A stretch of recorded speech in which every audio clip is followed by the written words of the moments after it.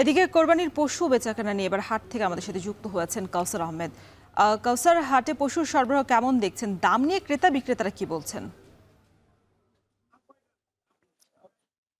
রওশন, আমি আছি টাঙ্গাইলের ঐতিহ্যবাহী করটিয়ার হাটে। আমার পিছনেই দেখতে পাচ্ছেন যে এটি গরুর হাট জমতে শুরু করেছে। এখানে যারা রয়েছেন তারা বলছেন যে 11টার পর থেকে এখানে টাঙ্গাইল ছাড়াও পার্শ্ববর্তী মানিকগঞ্জ, ময়মনসিংহ, সিরাজগঞ্জ এবং আশেপাশের যে সমস্ত জেলায় এই গরু সহ অন্য পশু রয়েছে সেগুলো এখানে বিক্রি করা হয়। গরুর পাশাপাশি ছাগলও বিক্রি করা হয়। আর ক্রেতা যারা রয়েছেন তারা বলছেন যে ঈদ ঘিরে এই হাট জমতে শুরু করেছে এবং ক্রেতারা বলতেছেন যে এই হাট থেকে তারা গরু কিনে রাজধানী ঢাকা সহ দেশের বিভিন্ন অঞ্চলে তারা সরবরাহ করে থাকে। আর প্রান্তিক পর্যায়ে যারা খামারি রয়েছেন তারা বলছেন যে এই যে গো খাদ্যের যে দাম বেড়ে গিয়েছে, সেই দাম বেড়ে গিয়ে তাদের উৎপাদন খরচ অনেকটাই বেড়ে গিয়েছে। তো এই উৎপাদন খরচ বাড়ার কারণে তারা বলছেন যে পার্শ্ববর্তী দেশগুলো থেকে যদি গরু আমদানি বন্ধ না করা হয় তাহলে তারা ক্ষতির সম্মুখীন হতে পারেন।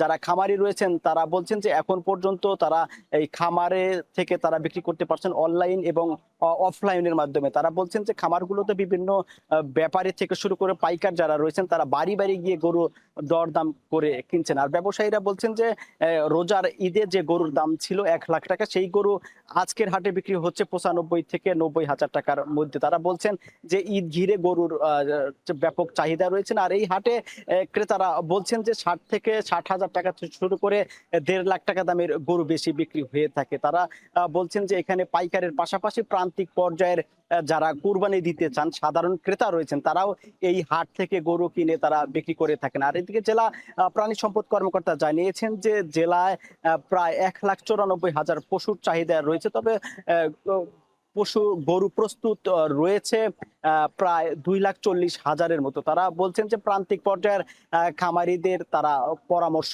দিয়ে যাচ্ছেন। এছাড়াও অসুস্থ গরু হলে সেখানেও তারা সুস্থতার জন্য চিকিৎসা পরামর্শ দিচ্ছেন। আর জেলা প্রাণী সম্পদ কর্মকর্তা জানিয়েছেন যে ঈদ ঘিরে যে হাটগুলো বসবে সেই হাটে ফ্রি মেডিকেল টিমের ব্যবস্থা করা হয়েছে। সব মিলিয়ে টাঙ্গাইলের পশুর হাট জমতে শুরু করেছে। আর এই টাঙ্গাইলের পশু দিয়ে টাঙ্গাইলের চাহিদা মেটানোর পাশাপাশি দেশের রাজধানী ঢাকা সহ দেশের বিভিন্ন জেলায় সরবরাহ করা হয়ে থাকে।